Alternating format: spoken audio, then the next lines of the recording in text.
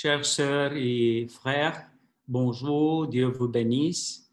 Dans la divine volonté, nous méditons aujourd'hui, ce dimanche, l'évangile de Jésus-Christ selon saint Matthieu.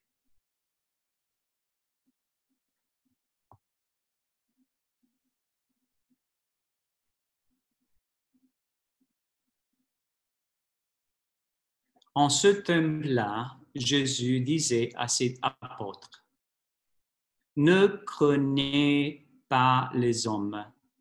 Rien ne voilé que ne sera dévoilé. Rien ne caché que ne sera connu.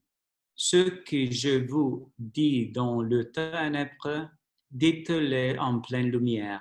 Ce que vous entendez au creux de l'oreille, proclamez-le sur le toit. Ne craignez pas ce qui tue le corps sans pouvoir tuer l'âme. Craignez plutôt celui qui peut faire périr dans le gain l'âme aussi que bien le corps. Deux moineux ne sont pas venus pour une sou, ou pas une seule ne tombe à terre sans que votre Père le veuille. Quant à vous, même les chevaux de votre tête sont tous comptés. Soyez donc sans crainte. Vous valez bien plus qu'une multitude de moineaux.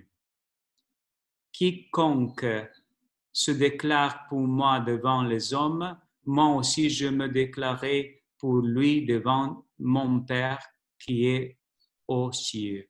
Mais celui qui me reniera devant les hommes, moi aussi je le renierai devant mon Père qui est aux cieux. Acclamons la parole de Dieu.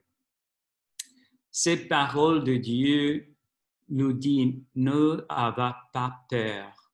Le peur peut bloquer, mais je rappelle aussi le parole de Jean-Paul de n'a pas peur d'ouvrir la porte à Jésus, parce que Jésus te va apporter la paix.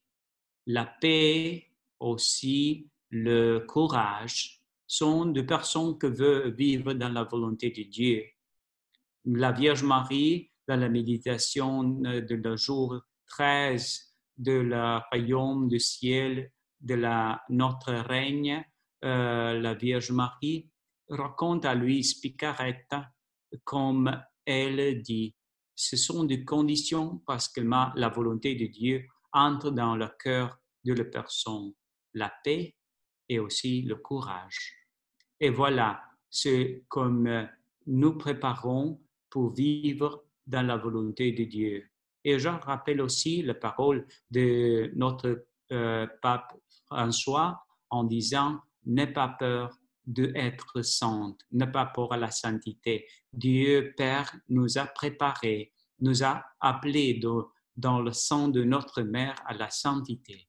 Dieu te bénisse, que laisse Jésus regarder en toi, penser en toi, parler en toi, et laisse Jésus et a courage de le reconnaître devant les hommes d'aujourd'hui, parce que lui te va reconnaître devant